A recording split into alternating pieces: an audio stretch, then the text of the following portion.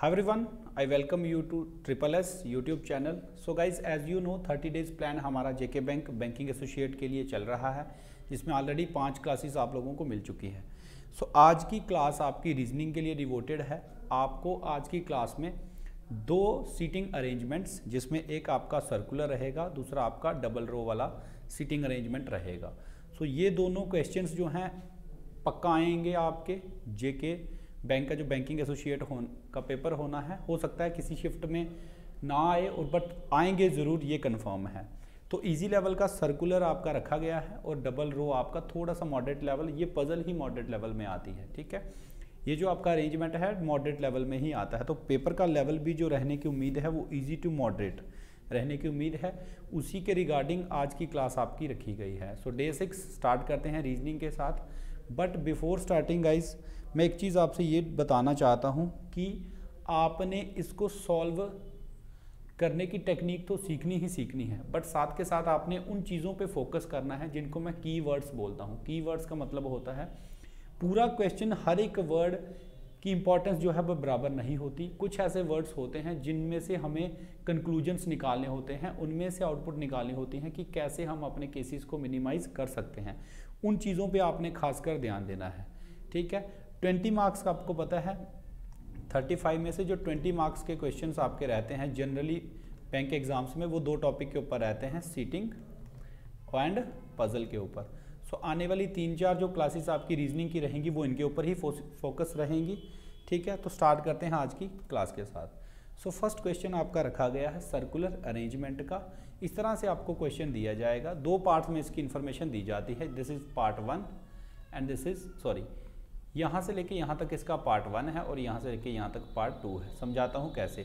देखो, ये जो फर्स्ट लाइन है ये इसकी जनरल इन्फॉर्मेशन है। यहाँ तक की जो इन्फॉर्मेशन होती है इसको कई बार बच्चे क्या करते हैं, स्किप कर जाते हैं। जो बच्चे पहले से तैयारी कर रहे हैं वो सोचते हैं कि जैसे मैं दिमाग में सोचा है वैसे ही होगा। कई बार बच्चे गलती कर जाते हैं। 9 पीपल बोला है ना, हमें जनरली आदत जो बनी होती है वो 8 पीपल की बनी होती है। मेरे साथ खुद हो चुका है ये। एक बार आया था 7 का और मैं 8 के हिसाब से बना रहा था, टाइम वेस्ट हो गया। और बैंकिंग एग्जामिनेशन में सबसे इंपॉर्टेंट चीज़ होती है सेविंग ऑफ टाइम। आप टाइम को किस तरह से सेव कर सकते हो। So it's a request, it's advice कि आप लोग इसको ज़रूर एक बार अच्छे से पढ़ लें। ठीक है, टाइम इतना मत बचाइए कि पूरा क्वेश्चन गलत हो जाए। ठीक है, so question is read the following passage carefully and answer the questions given below. Statement first is saying 9 people, so 9 persons हैं, उनके नाम दे रखे हैं ABCDEFGH and I are sitting around a circular table facing the centre. Guys यहाँ पे circular arrangement है, 2 तरह के क्वेश्चंस आपके बन सकते हैं। एक में फेसिंग इनसाइड, या तो सारे के सारे इनसाइड होंगे या तो सारे के सारे आउटसाइड फेस कर रहे होंगे, या फिर एक ऐसा केस बनता है जिसमें मिक्स, कुछ इनसाइड फेस कर रहे होते हैं कुछ आउटसाइड। ठीक है, तो आज की जो रखी गई है पजल आपकी, उसमें आपका फेसिंग द सेंटर ही होगा वो। ठीक है, तो यहाँ से एक चीज़ का जो सबसे इंपॉर्टेंट ध्यान रखना आप लोगों ने, जब भी आप प्री लेवल की आप पजल सॉल्व करो तो बच्चों को यही डाउट रहता है कि हम कितनी पॉसिबिलिटीज़ लेके चलें। तो आज मैं आपका वो डाउट क्लियर कर दूंगा। आपने हमेशा 2 पॉसिबिलिटीज़ के साथ मूव करना है। ठीक है, हो सकता है कई बार एक पॉसिबिलिटी से भी आंसर निकल जाता है, बट आप लोगों ने 2 लेके चलना है फॉर कन्फर्मेशन, क्योंकि इतना टाइम नहीं होता कि एक बार सॉल्व किया नहीं हुआ तो फिर सेकंड अटैम्प्ट लो। सेकंड अटैम्प्ट का चांस नहीं होता है। ठीक है, सो आप लोगों ने चीज़ों को देखना है कैसे मैं सॉल्व करता हूँ। तो मैं 2 पॉसिबिलिटीज़ लेता हूँ। मैंने ये सर्कल बना लिया, ये सर्कल बना लिया। आपको चीज़ें क्लियर होनी चाहिए कि जब कोई पर्सन इनसाइड फेसिंग है तो उसका लेफ्ट साइड कौन सा होगा और उसका राइट साइड कौन सा होगा, ये आपको क्लियर रखना है। तो जब ये पर्सन, आप खुद सोचो, अगर आप नीचे की तरफ इस डायरेक्शन में देख रहे हो तो आपका राइट कहाँ बनेगा, एंटी क्लॉकवाइज, और लेफ्ट बनेगा आपका क्लॉकवाइज। ये चीज़ का ध्यान रखना है। ठीक है, क्योंकि सर्कुलर अरेंजमेंट में जो सबसे ज़्यादा कन्फ्यूजन होती है वो इसी चीज़ की बनती है। लेफ्ट और राइट में बच्चे गलती कर जाते हैं छोटे से वर्ड से और पूरा क्वेश्चन गलत हो जाता है। अब देखते जाइए किस तरह से आपने इसको सॉल्व करना होता है। स्टार्ट करते हैं फर्स्ट स्टेटमेंट के साथ। G is 4th to left of F। यहाँ तक की स्टेटमेंट को पहले फिट करेंगे, उसके बाद आगे प्रोसीड करेंगे। G is 4th to left of F। Let suppose हमारा F यहाँ पे है तो G इसके 4th लेफ्ट में है। तो अगर अभी मैंने बताया कि F के लिए लेफ्ट कौन सा होगा, इसका क्लॉकवाइज डायरेक्शन, तो 4th पे होना चाहिए। 1 2 3 एंड दिस इज 4। तो इसी हिसाब से G हमारा यहाँ होना चाहिए।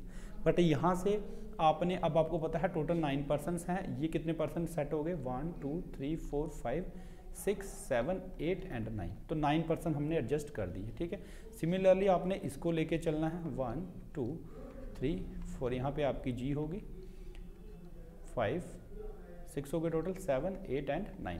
तो इस तरह से दो पॉसिबिलिटीज आपने स्टार्टिंग से बना के चलनी है। क्लियर। नेक्स्ट यहाँ पे वर्ड आ रहा है हु। ये इस तरह के वर्ड्स जो होते हैं बच्चों को कंफ्यूज करते हैं, इन्हीं को मैं कीवर्ड्स बोलता हूँ। अब ये जो एफ है आपको पता है प्रोनाउन है, प्रोनाउन किसके लिए, हु हमेशा उसके लिए यूज होता है जो बिल्कुल उसके साथ में होता है। ठीक है, हु यूज होता है जो बिल्कुल साथ में। अब ये एफ की इंफॉर्मेशन बता रहा है, F who is second to right of E. अब एफ जो है वो ई के सेकेंड राइट में है। अब आपको पता है ई को हमें कहाँ प्लेस करना पड़ेगा, यहाँ पे, क्योंकि सारे अंदर की तरफ देख रहे हैं तो एंटी क्लॉकवाइज राइट डायरेक्शन होती है, ई हमारा यहाँ पे होगा। क्लियर।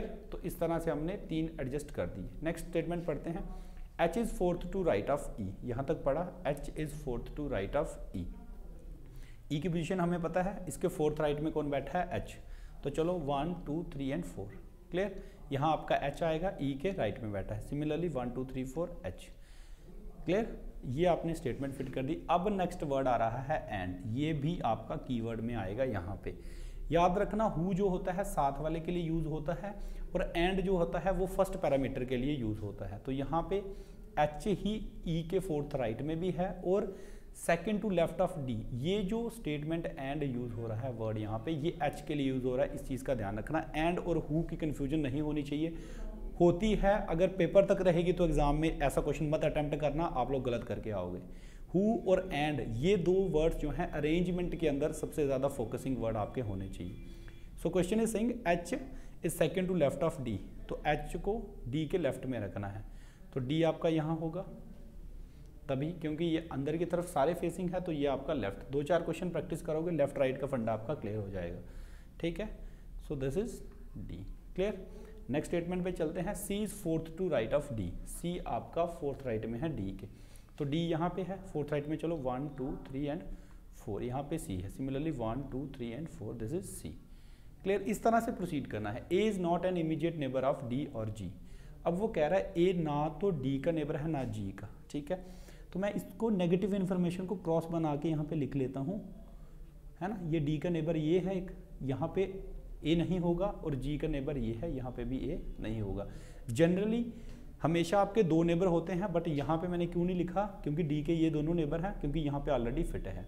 अब आप लोग देख सकते हो ये इन्फॉर्मेशन हमें किस तरह से हेल्प कर रही है। खाली देखो ब्लैंक्स हैं कितनी, खाली जगह 1 2 एंड 3। अब उसमें से उसने ये बता दिया कि ए ना तो यहाँ पे है ना यहाँ पे है। इसका कंक्लूसिव मतलब क्या निकलता है, एक ही पोजीशन खाली है, वो किसकी पोजीशन होगी, आपकी ए की। क्लियर। सो यहाँ सिमिलरली आपका ये भी ऐसे ही आएगा, क्योंकि सेम अरेंजमेंट बन रहा है। Next statement is saying B is third to right of I. B जो है वो आई के थर्ड राइट में है, 2 प्लेसेस खाली हैं, बी को थर्ड राइट में बिठाना है आई के। तो यहाँ पे अगर आप बी को रख देते हो और यहाँ पे रख देते हो आई को, तो ये बी के थर्ड राइट में 1 2 एंड 3। अगर आप उल्टा करते तो बी के ये लेफ्ट में आता, बट हमें वैसा नहीं चाहिए था। सिमिलरली बी आपका यहाँ आएगा, आई यहाँ आएगा। Guys this is the final arrangement for this type of questions. But यहाँ पे आपने एक चीज़ नोट करी होगी, आप बोलोगे कि सर ये तो सेम बना, तो हम लोग एक ही पॉसिबिलिटी के साथ इसको सॉल्व कर सकते थे। गाइज जब आपकी प्रैक्टिस इमेंस होगी, अच्छी खासी प्रैक्टिस होगी, तब आप रिस्क ले सकते हो, तब आप इजीली बना सकते हो। ठीक है, लेकिन अगर आप अभी 2 महीने से ही तैयारी कर रहे हो, तो मैं आपको यही एडवाइस करूंगा, आप लोग 2 पॉसिबिलिटीज़ लेके चलिए। हम अभी तक 2 पॉसिबिलिटीज़ से ही सॉल्व करते हैं, क्योंकि इतना टाइम नहीं होता और फ्रस्ट्रेशन लेवल आपका काफ़ी बढ़ जाता है जब एक भी क्वेश्चन में आप फंस जाते हो। तो हमें रिस्क को मिनिमाइज़ करते हुए अपनी स्पीड को बढ़ाना है, टाइम को सेव करना है। इसका ये मतलब नहीं है कि टाइम सेव करो और क्वेश्चन एक भी ना बने। ठीक है, so this is the arrangement. इसके बेसिस पे आपके जनरली 5 क्वेश्चन पूछे जाते हैं। किस तरह के क्वेश्चन होते हैं, एक आइडिया ले लेते हैं। सो इस तरह से क्वेश्चन पूछ लेगा, who is fourth to right of A. तो आपने अरेंजमेंट देखा, ए ये है आपका, इसका फोर्थ राइट कौन सा होगा, anti clockwise 1 2 3 and 4। So answer क्या रहेगा आपका फर्स्ट क्वेश्चन का, जी।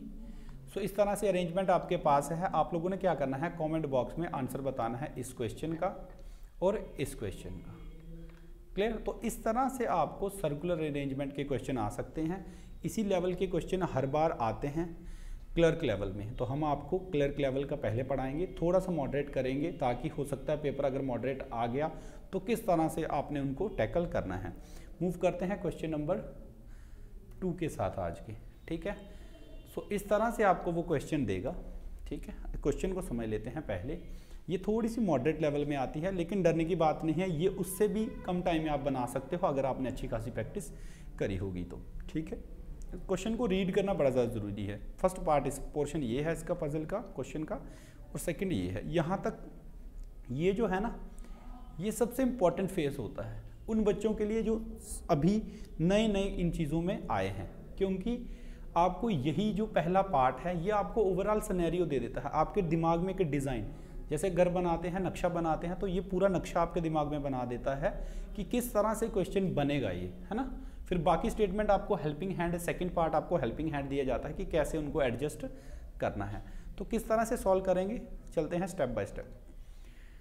रीड करना है आपने। 12 persons are sitting in 2 parallel rows containing 6 people each in such a way that there is an equal distance between adjacent persons।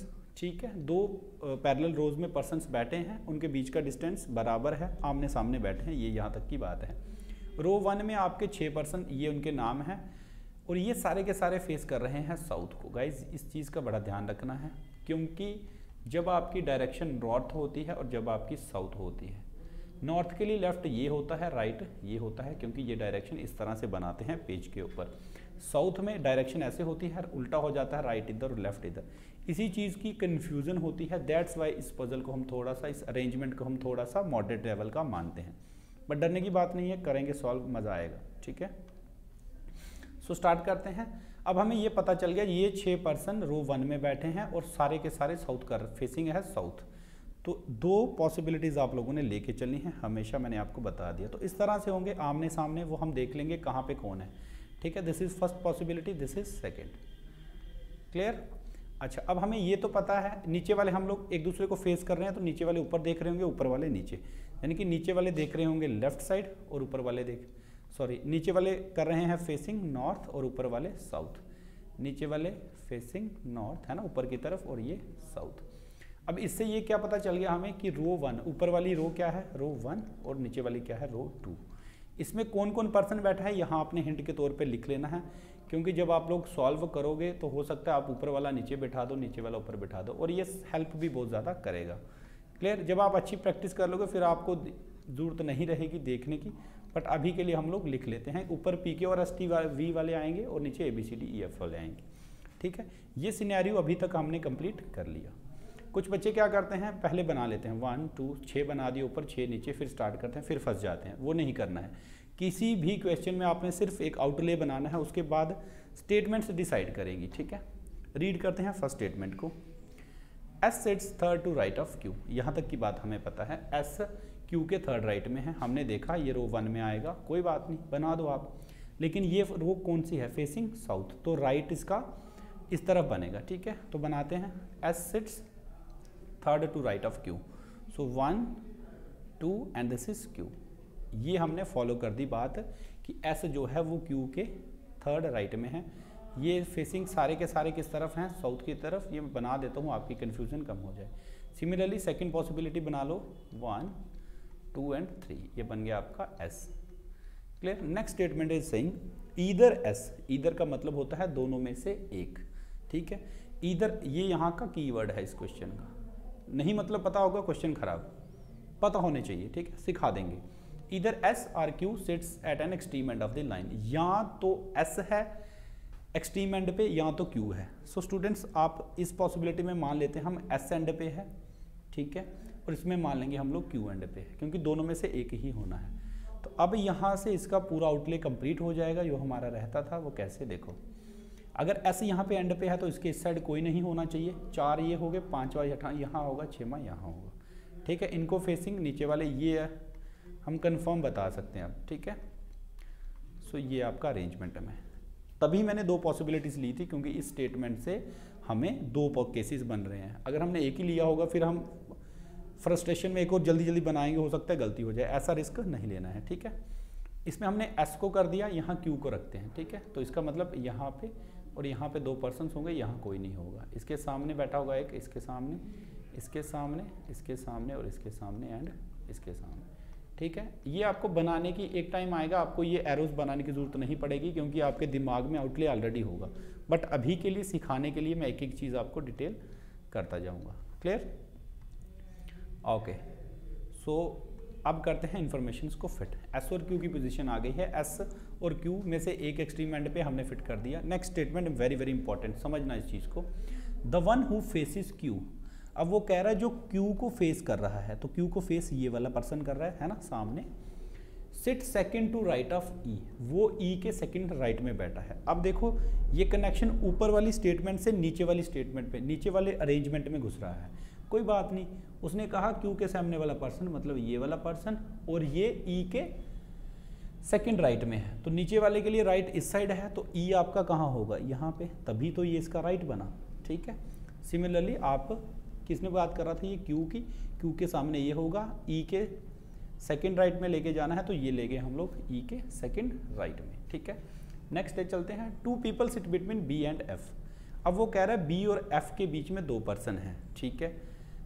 Confirm नहीं कह सकते क्योंकि अभी तो बड़ी पॉसिबिलिटी है बी एफ यहाँ, बी एफ यहाँ हो सकता है, बी एफ यहाँ यहाँ। अब नेक्स्ट स्टेटमेंट, इसके साथ जो अगर उसी के बारे में इंफॉर्मेशन दी जाती है तो वो इन्फॉर्मेशन इंपॉर्टेंट बन जाती है। और मैंने पहले ही कहा स्पेशली नेगेटिव जो आपकी इन्फॉर्मेशन होती हैं वो सबसे ज़्यादा फोकसिंग करना होता है, उसको देने का उसका बड़ा मकसद होता है।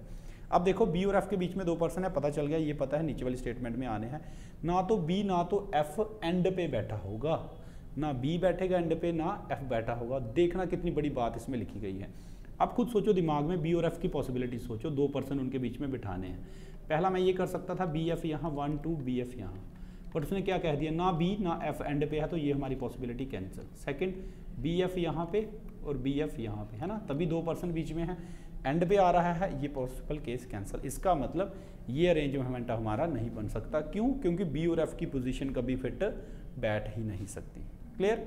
सिमिलरली बी एफ यहाँ नहीं आ सकते, यहाँ नहीं आ सकते, यहाँ से चेक कर सकते हैं 1 2 बी और एफ। इसके अलावा और कोई भी इसका अरेंजमेंट नहीं बनेगा आपका।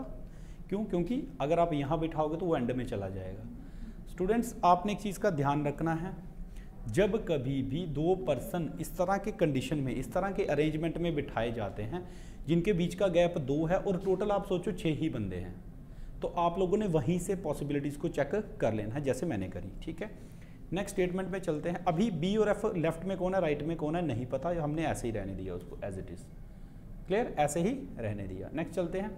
The immediate neighbour of B, immediate neighbour of B faces the person who sits third to left of P.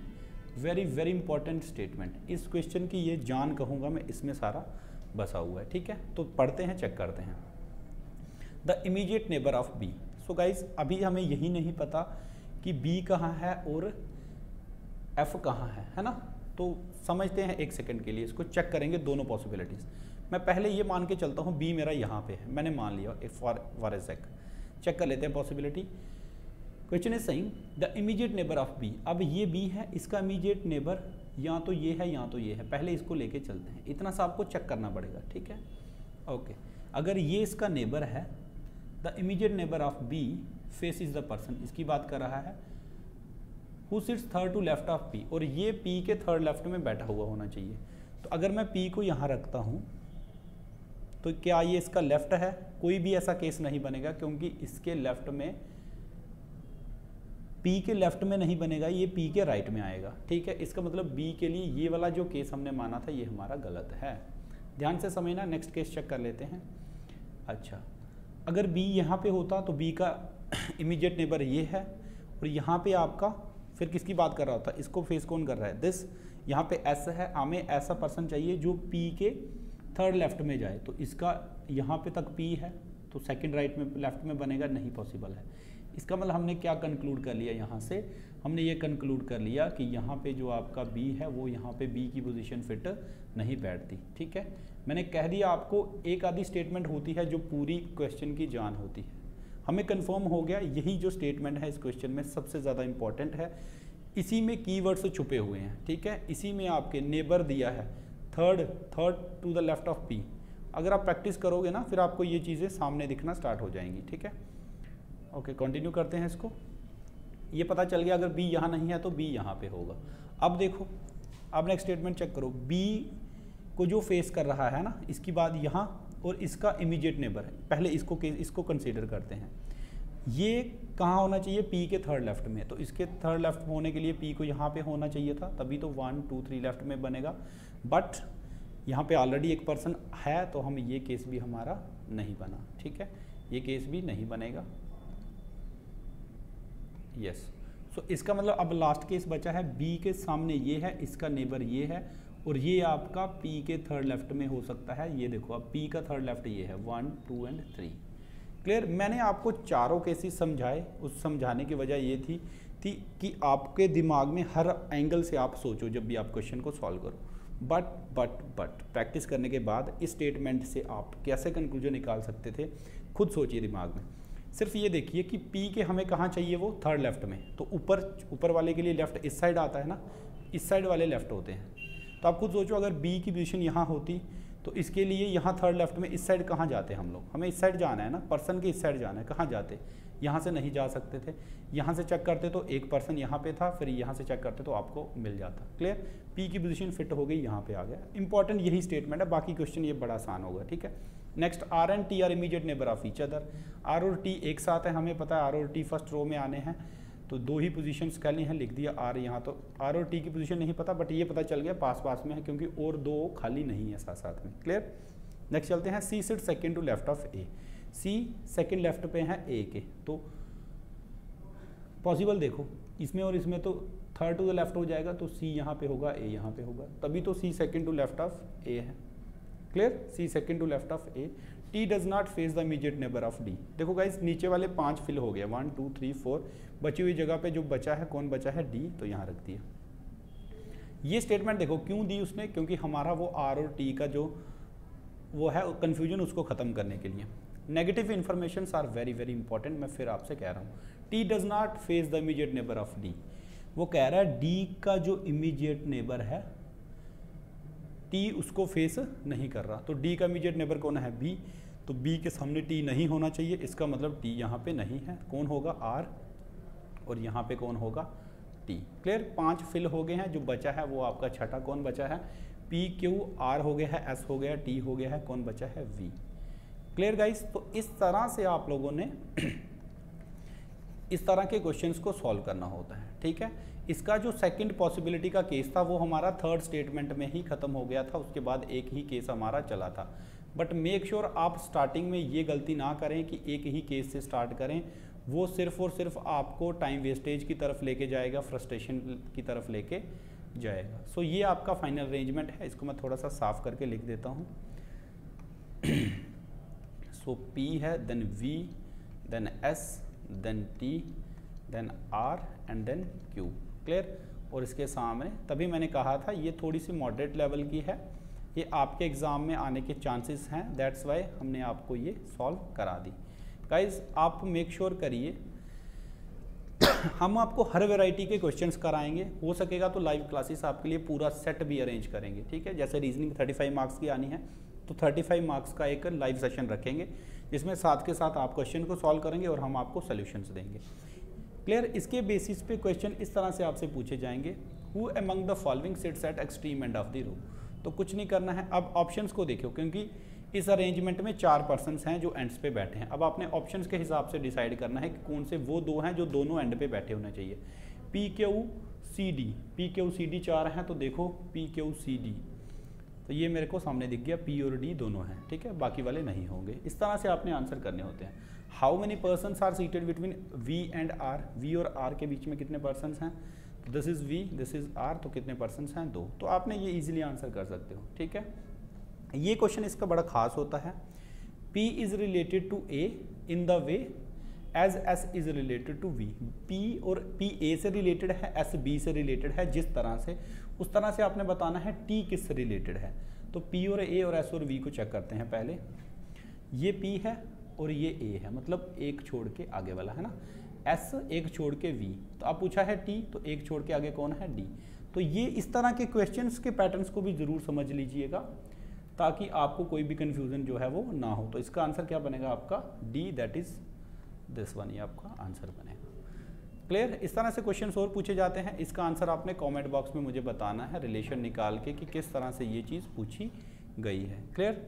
इस तरह से question which of the following is true regarding T, तो आप लोगों ने बताना है इनमें से कौन सी इन्फॉर्मेशन टी के रिगार्डिंग सही है। ठीक है, आप लोग आंसर आराम से निकालोगे, कोई दिक्कत नहीं है। मैं यहाँ पे आपको ये पॉइंट क्लियर करना चाहता हूँ, कई बार जब ये रिगार्डिंग टी या ट्रू किसी भी पूछा जाता है इनमें से ट्रू कौन सी है, हम लोग फर्स्ट स्टेटमेंट पढ़ी, अगर वो राइट हो तो हम लोग उसी को आंसर मार्क करके अगले क्वेश्चन पे बढ़ जाते हैं। ये गलती आप लोगों ने नहीं करनी है, आपने मेहनत करी होगी पूरी पजल निकालने के लिए, फिर आपका एक नंबर गलत हो सकता है। मेक श्योर करिएगा अगर पहली ही स्टेटमेंट आपको ट्रू दिख जाए या पहली स्टेटमेंट ट्रू दिख जाए तो हमेशा ऑप्शन में चेक कर लेना, कई बार ऑल स्टेटमेंट्स आर ट्रू भी दिया होता है एक ऑप्शन, तो आपने पहला नहीं आंसर होना होता है। अगर चारों हो सकता है 4 ठीक दे, 5वें में पूछ ले ऑल आर ट्रू, तो आपने आंसर टिक करनी होती है all are true. Guys options में भी गेम खेली जाती है, इस चीज़ का खास ध्यान रखना है आप लोगों ने। क्लियर? सो आई होप आज के क्वेश्चंस आपको समझ आए होंगे, अच्छे लगे होंगे। गाइस शेयर करिएगा वीडियो को, और ध्यान रखिए आपकी जो सक्सेस है वो सिर्फ और सिर्फ इस स्टेटमेंट के पीछे छुपी हुई है। आप लोगों ने हार्ड वर्क तो करना ही करना है, लेकिन स्मार्ट स्ट्रेटजी के साथ, बिकॉज टाइम आपके पास कम है। वी आर विद यू, जितना हो सकेगा हेल्प करेंगे। I hope you enjoyed the session. Thank you so much guys, God bless you all.